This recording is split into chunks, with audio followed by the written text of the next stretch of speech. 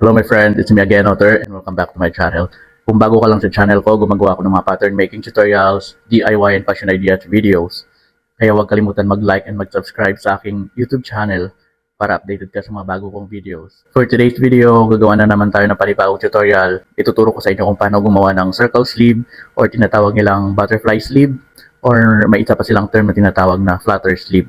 So without further ado, let's get started to the video.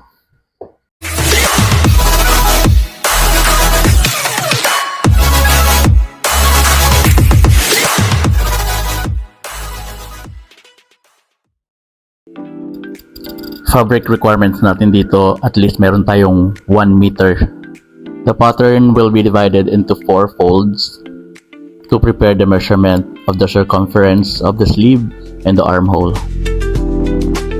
When you're done folding into 4, this time I will prepare the measurement for the circumference of the whole sleeve o yung pinakabilog niya. Then I will divide it into 4.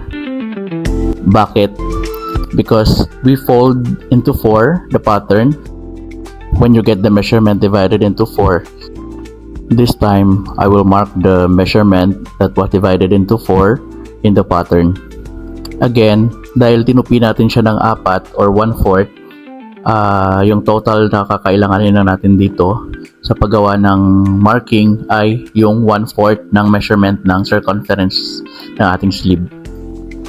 Then connect the dot into a circular line. Here, the total of the circumference of the sleeve is 66 inches. So divided into 4, this will be 16.5. Make sure your circular lines will be 16.5 inches. Next will be the armhole measurement. The armhole measurement here is 18 divided into 4. This will be 4.5. Then, once we get the measurement divided into 4, then we will proceed to the next outline.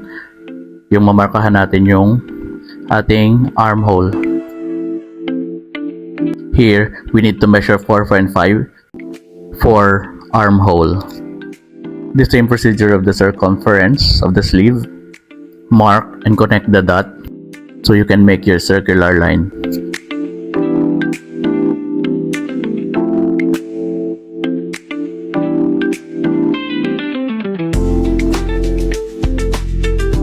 And then here, I start to cut the pattern. If you have noticed, I don't put any allowance in the pattern. I put the seam allowance in the fabric.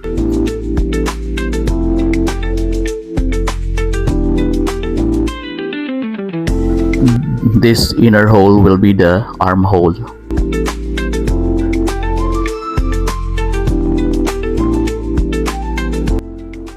So this is how it looks like our circular sleeve. The fabric that I'm using here is crepe fabric. Make sure the fabric in the pattern are laid out flat before cutting. I started cutting here and I added the seam allowance here.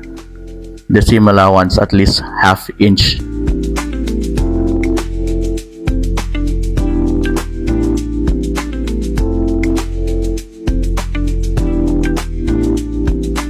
Just do the same procedure for the armhole.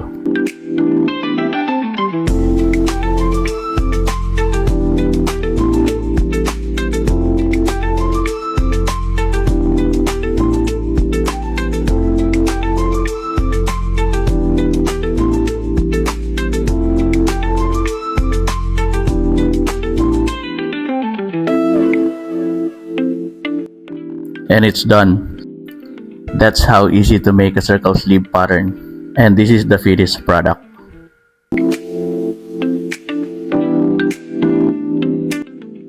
Next time, I'll teach you how to neatly sew circular or curved edges. Yung malinis na pagtahi natin ng dulo ng circular edges, ituturo ko sa susunod. Kagaya nito.